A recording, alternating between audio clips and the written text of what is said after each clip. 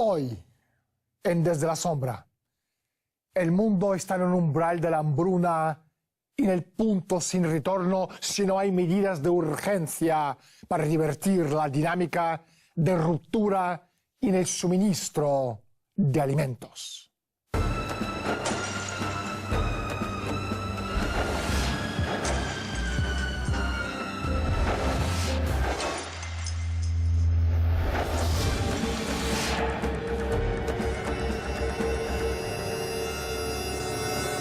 Hoy por hoy no hay reservas de alimentos. Esta escasez no es el resultado de las limitaciones de la naturaleza. Es la intención de ciertos círculos financieros internacionales y políticos, mejor entendida como el imperio neo-británico. Su intención es la despoblación. Según ellos, hemos alcanzado tanto el pico de población como el pico de alimentación. Y para sobrevivir y complacerles a ellos, la gran mayoría de nosotros, la dichosa masa sucia, tendríamos que morir. Hoy, en Desde la Sombra, hablaremos con Marcia Becker, uno de los mayores expertos en el tema de alimentación en el mundo. Pero primero, salgamos a la calle y preguntemos a la gente su opinión sobre la hambruna y la falta de alimentos en el mundo. Por la mala distribución de los recursos. Por el capitalismo. Si quieres que sea así de claro, te lo digo así. ¿Por qué motivo? Pues porque hay una muy mala distribución de la riqueza y de los recursos.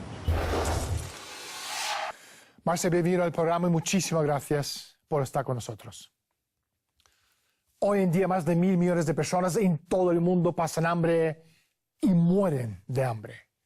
Nuestro planeta tiene todo lo que necesitamos para producir alimentos nutritivos, naturales, para mantener a toda la población mundial.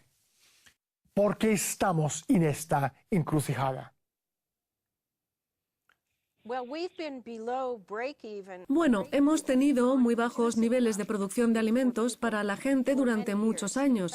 De hecho, casi un par de décadas.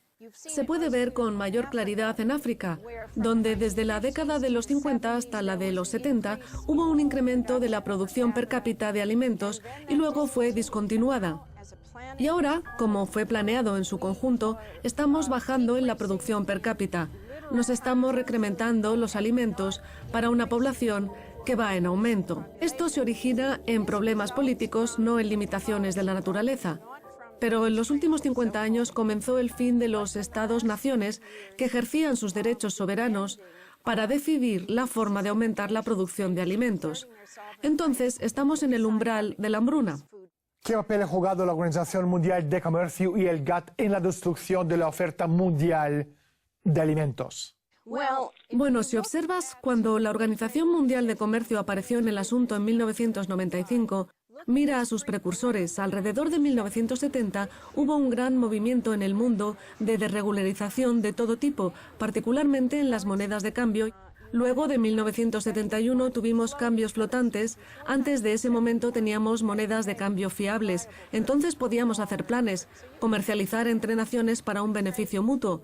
Luego del cambio flotante en 1980 tuvimos un esfuerzo importante que propuso deshacerse de otros elementos a nivel internacional, deshacerse de las tarifas, deshacerse de otras prerrogativas gubernamentales, y en los años 80 en Uruguay, en Punta del Este, tuvimos el Acuerdo General de Tarifas y Comercio de Naciones Unidas, que dijo que íbamos a liberalizar. Ese fue el nombre formal, propiciando que se olvidasen y se deshiciesen de esas prerrogativas sobre comercio y monedas y su producción agrícola. Todo eso se combinó luego en la Organización Mundial de Comercio en 1995, que sostuvo que las naciones debían confiar en un mercado mundial único.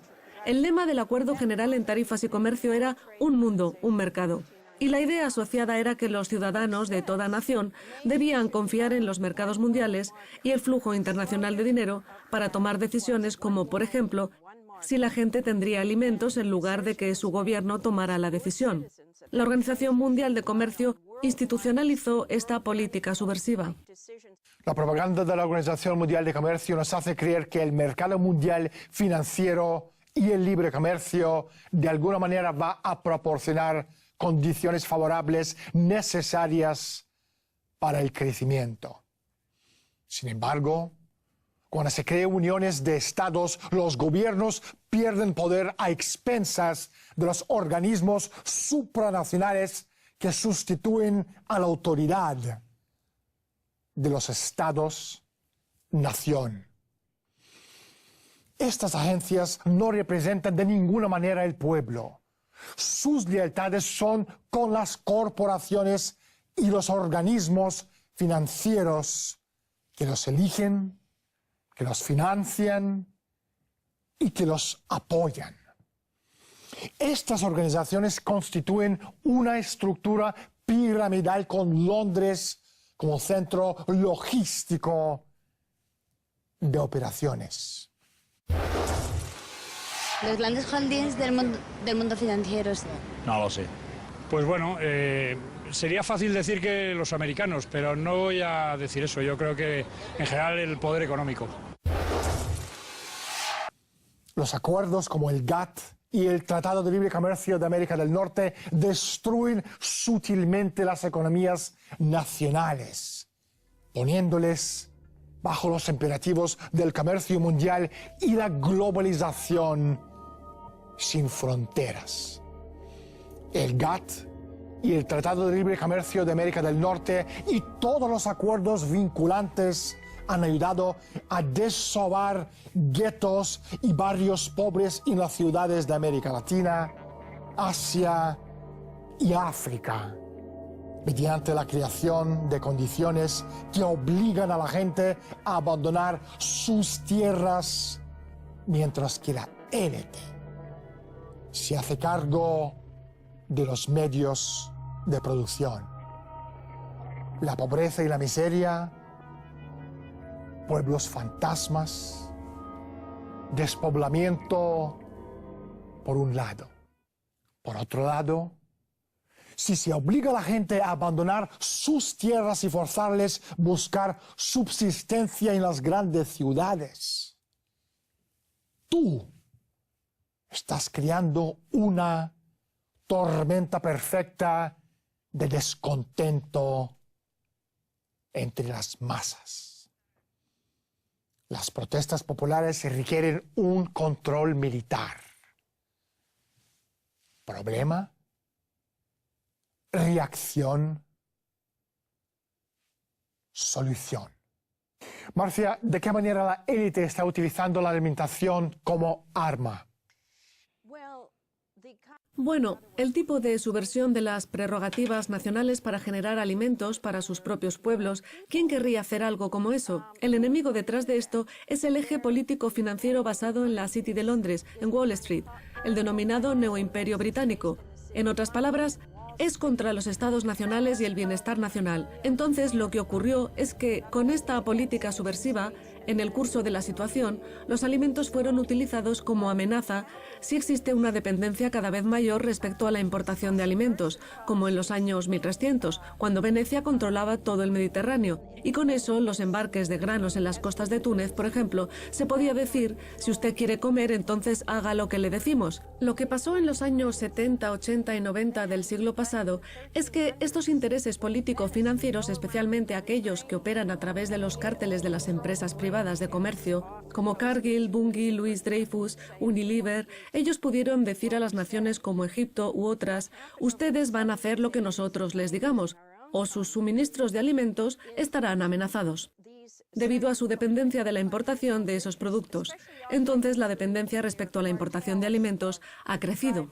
Entre 10 y 12 empresas clave con ayuda de una docena más controlan el suministro mundial de alimentos. ¿Cómo demonios es posible y por qué dejamos a unas corporaciones multinacionales controlar lo que comemos?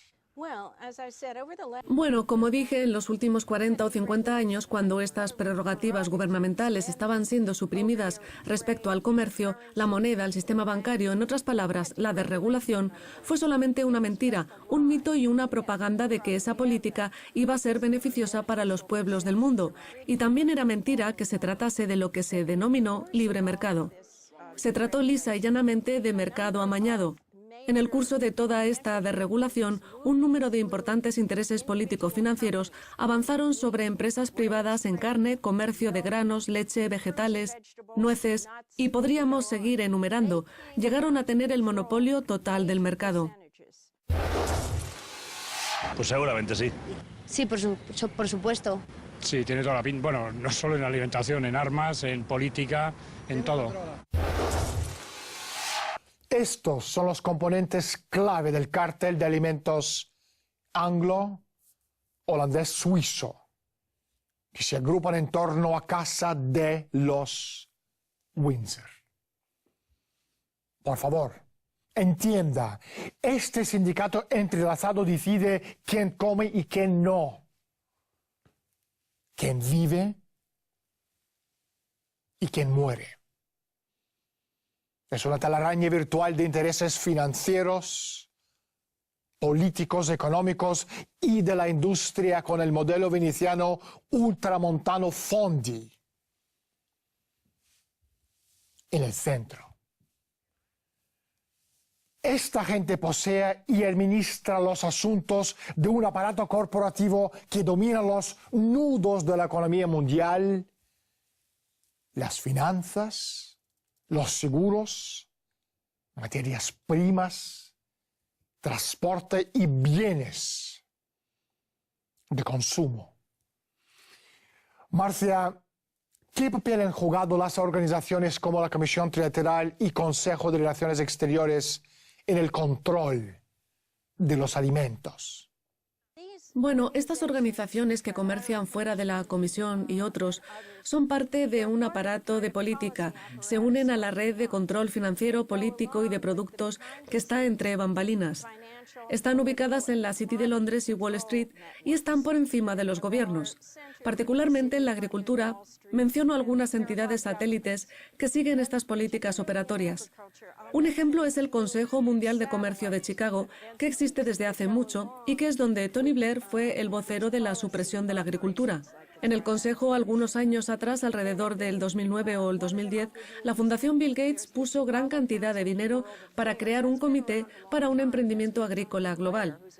Eso es un ala de lo que podemos llamar fascistas filántropos, el ala agrícola cuyo consejero es Dan Glickman, exsecretario de Agricultura de Estados Unidos, y ellos van a Washington DC, a capitales de Sudamérica, van alrededor del mundo y presionan diciendo: debemos mantener el sistema que tenemos, no debemos cambiar el sistema monetario, no debemos cambiar el sistema de cárteles. Ellos sostienen que quieren alimentar a 9.000 millones de personas en 50 años. Ellos ejercen la coerción sobre los gobiernos nacionales para mantener el sistema tal cual es, y el sistema actualmente se encuentra en los umbrales de la hambruna. Ese es el rol de estas agencias. La política verde significa genocidio alimenticio. Marcia, ¿qué hay detrás del movimiento verde? Lo que ocurrió es que la idea falsa, la propaganda y el mito fueron creados en los años 40, 50, 60 y 70 por el denominado movimiento conservacionista. Se afirmaba que la tecnología y los hombres en los niveles altos de la industria agrícola dañaron al planeta al punto de que los gases de efecto invernadero y el dióxido de carbono son producidos en tal nivel que provoca el sobrecalentamiento del planeta y debemos detenerlo. Todos conocen la secuencia de falsas conferencias ambientales internacionales que ayudarían a promover esta idea. Esta es una creatividad contraria a la ciencia y contraria al humano que no tiene fundamentos. Especialmente cuando se refiere a la producción agrícola, es necesaria más irrigación, más energía nuclear, porque, por ejemplo, con electricidad más barata pueden controlar la producción, pueden producir frutas y vegetales utilizando los gases de efecto invernadero, como se hace, aunque a muy baja escala, en Japón y en otros sitios. Entonces este movimiento fue un ensayo para movimientos falsos, especialmente a los manejados por círculos británicos como la World Wildlife, establecida en 1961, y las organizaciones precursoras como la Fundación para la Conservación en Estados Unidos, establecida en la década de los 40. Marcia, ¿quién está detrás del cultivo de las semillas transgénicas? Esto fue impulsado directamente por el movimiento en los últimos 50 años a favor de la cartelización financiera y el control político sobre las naciones. Esa es la razón por la que lo denomino el sistema del imperio neobritánico, porque en 1970 en Estados Unidos la llamada Ley para la Protección de las Variedades de Plantas permitió actuar a ciertas compañías como Delta Pine y Lance, en las que la reina de Gran Bretaña tenía intereses directos en Luisiana, Estados Unidos, que posee plantaciones de algodón, y hay algunos ejemplos tempranos del margen de tolerancia inédito en la historia estadounidense del registro de patentes en ingeniería, en nutrientes y cosechas, así como para la comercialización, una vez que eran puestos en las semillas, como en los granos de soya y otros. No las conozco, la verdad. Monsanto, no tengo ni idea, no tengo ni la más remota idea, pero seguro que a nada bueno. Lo que pasa es que nosotros no las conocemos. Monsanto, que había sido una compañía agroquímica en San Luis, llegó a ser una de las firmas líderes del sector, conectada directamente al control financiero y político, basado en Londres, pero con presencia internacional. Las otras firmas son Syngenta, Cargill, DuPont, con Monsanto a la cabeza. Ellas conforman la dirección del aparato que utiliza los alimentos como un arma. Marcia, ¿cómo usó la élite la desregulación de los mercados para hacerse con el control total de agroindustria? Los años 90 significaron una década de grandes cambios, no solo porque tuvimos la Organización Mundial de Comercio en 1995, que propuso deshacerse de las tarifas entre las naciones. En 1991, en Estados Unidos, ocurrió la revocación de una ley que existía desde 1933, que fue conocida como el Acta de Glass-Steagall, que decía que había que tener una separación entre los bancos que generaban el crédito normal para el comercio y las casas de especulación y entidades financieras de inversiones de riesgo. Luego, en el 2000, Estados Unidos tuvo lo que creo que se llamó Ley de Modernización de Mercados Futuros, que decía que debía conceder libertad absoluta al mercado en el comercio de trigo, maíz, alimentos y aceite a base de soya, y eso porque se insistió con la idea falsa de que todo encontraría su precio correcto. Esto condujo en los últimos 20 años a una inmensa especulación en la Bolsa de Comercio de Chicago, también en Londres y en otras bolsas del mundo, donde cerca del 80% del comercio de trigo no tiene nada que ver con la utilización del producto. Se trata solo de transacciones al día o a futuro. Esto creó una situación de incertidumbre y se les dijo a los productores que podrían vender por anticipado el maíz que esperaban para la próxima cosecha, e incluso podía ser que ni siquiera quisiera producirlo. Entonces, todo es muy incierto. Eso es lo que caracteriza al sistema y es exactamente lo que no se necesita en agricultura. En muchas ocasiones lo que ocurre es que si se produce más, los precios de lo que ya está cultivado en sí mismos pues bajan, entonces no interesa también. No creo yo que en España haya mucha tierra improductiva. Pues imagino que por la globalización, porque le sale mucho más rentable exportar los productos fuera de España e importar otros desde otros países. La desregulación histórica abrió un enorme agujero en la supervisión del gobierno del comercio de derivados. Un enorme agujero que finalmente condujo a Estados Unidos al colapso financiero en el año 2007. Por supuesto, la desregulación del gobierno simplemente abrió las puertas al control privado, otra forma de regulación. La comida dejó de ser un bien físico para alimentar al mundo, para convertirse en un instrumento de comercio virtual e ilimitado. Los imperios corporativos se expandieron como nunca por el camino, haciéndose ya no millonarios, sino multimillonarios. La burbuja de las .com siguió la burbuja inmobiliaria y se convirtió en una burbuja alimentaria. La Organización para la Alimentación y la Agricultura de la ONU estima que desde 2004 los precios mundiales de los alimentos han subido un promedio de 240% y dejando a cientos de millones de personas sin comer. Marcia, ¿cuáles son las fronteras verdaderas de la ciencia en la agricultura? Tenemos que pensar en nuestra ciencia pura. Si tenemos la red de investigación correcta, con la que alguna vez estuvimos comprometidos en todo el mundo, en Sudamérica, en Europa, en otros sitios, y que aquí en Estados Unidos denominaron el sistema Land Grant, que fue desarrollado bajo la presidencia de Abraham Lincoln, estaríamos en condición de hacer cosas asombrosas. Y un ejemplo es el siguiente. Algunas plantas son muy sofisticadas para capturar la luz solar y otras son muy primitivas. En este sentido, el arroz es más primitivo en cuanto a la cantidad de luz solar que captura para la fotosíntesis que las plantas de trigo. Entonces, si podemos modificar el arroz genéticamente para ser más eficiente en la captura de carbono, mediante el uso de la luz solar, eso podría alimentar a miles de millones de personas. En segundo lugar, pensemos en el hecho de que si nos vemos obligados a usar energía más estable, como la nuclear, por ejemplo, fijémonos en América del Norte, en el Círculo Ártico. Si tenemos energía barata, podemos controlar el ambiente para la agricultura como lo podemos hacer en el espacio. Podemos tener una granja familiar con una superficie inferior a medio acre, ya que estaría todo bajo control. Habría una producción que necesite menos terreno, hidropónica. Podríamos controlar la temperatura y las atmósferas para las frutas y los vegetales. En un sentido, la agricultura no tiene límites, excepto que tenga estas políticas diabólicas que suprimen estas cosas.